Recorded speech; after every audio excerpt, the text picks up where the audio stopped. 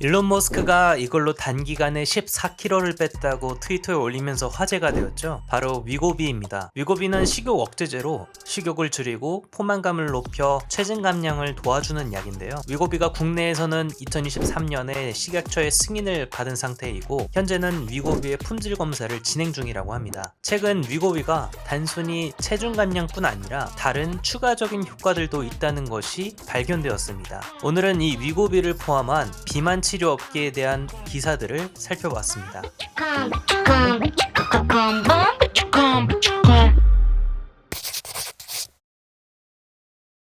먼저 비만 치료제는 크게 두 가지가 있습니다. 노보노디스크의 위고비와 일라이 릴리의 마운자로입니다. 둘 다 원래 당뇨 치료제로 허가를 받았는데 체중 감량에 뛰어난 효과를 보이면서 비만 치료제로 드러그 리포지셔닝을 하게 되었습니다. 한국어로는 신약 재창출이라고 하는데요. 드러그 리포지셔닝은 시판 중이거나 임상을 진행하던 약이 본래 치료 목적인 병 이외에 다른 질병에 더 효과를 보이는 경우 다른 목적으로 재탄생시키는 것을 의미합니다. 비아그라도 원래 협심증 치료제로 개발되었다가 중간에 발기부전에 더 큰 효과를 보여서 발기부전 치료제로 제품화해서 나온 것처럼 이 위고비와 마운자로도 같은 경우입니다. 아무튼 이 드러그 리포지셔닝을 했기 때문에 기존 약으로 이미 임상실험을 완벽하게 해놓은 상태여서 개발 비용과 시간을 줄여 빠르게 출시될 수 있었습니다. 기존에 사용되던 비만 치료제 삭센다는 하루에 한 번 사용해야 했는데 위고비와 마운자로는 주 1회만 사용하면 되고 기존 치료제 삭센다는 평균적으로 7.5% 정도 감량되는데 임상 3상 결과에서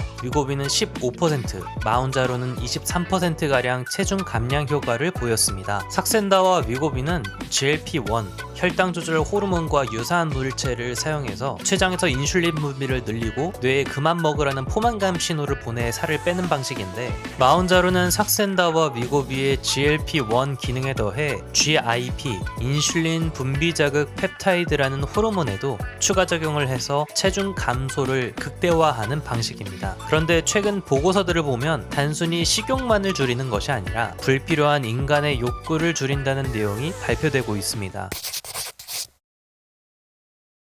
미국 오하이오주의 케이스 웨스턴 리저브 대학교와 미국 국립약물남용연구소 연구진의 내과학 연보에서 2017년 말부터 2023년 초까지 이 GLP-1, 위고비와 마운자로의 주성분을 투약한 22만 3천 명의 건강 기록 데이터를 분석했는데 해당 약물을 사용한 사람들이 니코틴 중독에 쉽게 벗어나서 금연에 성공할 수 있었다고 알려줍니다. 보고서에서는 흡연 감소에 직접적인 인과관계가 있다고 말하기는 어렵지만 상관관계가 있다는 것으로 밝혀져 추가적인 연구가 진행 중이라고 말했습니다. 또 모건 스탠리에서 조사한 보고서에 따르면 비만 치료제를 투여한 사람들이 칼로리 섭취량이 30%가량 줄어들고 식사 횟수가 42% 감소하고 25%는 술을 끊었다고 말했습니다. 식습관을 개선해서 달고 짜고 매운 이런 자극적인 음식을 줄인다는 내용도 포함되어 있었습니다. 그러니까 단순히 체중 감량에 도움을 주는 것을 떠나서 사람들의 불필요한 욕구를 전체적으로 줄여주는 효과가 있다는 것으로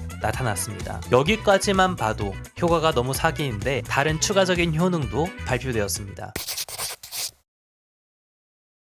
미국 필라델피아에서 열린 알츠하이머 협회 국제회의 발표에 따르면 비만 치료제를 주사한 알츠하이머 환자들을 대상으로 관찰을 했는데 일반 환자에 비해 주사를 받은 환자들은 인지 기능 저하가 18% 느렸고 언어와 기억, 의사결정과 학습을 담당하는 뇌 부위의 부피 감소도 50% 적었다고 발표했습니다. 알츠하이머병의 주요 원인으로 꼽히는 알밀로이드 플라크의 축적을 줄이는 데 도움을 줄 수 있다고 말하면서 비만 치료제가 뇌를 보호하는 역할을 할 수 있다고 발표한 것입니다. 이러한 보고서들을 보면 GLP-1이 들어간 비만 치료제들 위고비와 마운자로가 단순히 체중 감량만 하는 것이 아니라 신체 전반적인 건강에 긍정적인 영향을 영향을 줄 수 있다는 것을 생각해 볼 수 있습니다. 물론 약이 실제로 한국에서도 상용화되고 반응들을 살펴봐야 알겠지만 미국에서는 이미 많은 사람들이 이 비만 치료제들을 사용하고 있어서 전반적인 산업에 변화가 있을 것으로 예상하고 있습니다. 미국 월마트에는 매장에 약국이 있어 비만약을 바로 구입할 수 있습니다. 그래서 월마트에서는 비만약을 구입한 사람들의 식료품 데이터를 확인할 수 있는데 월마트의 CEO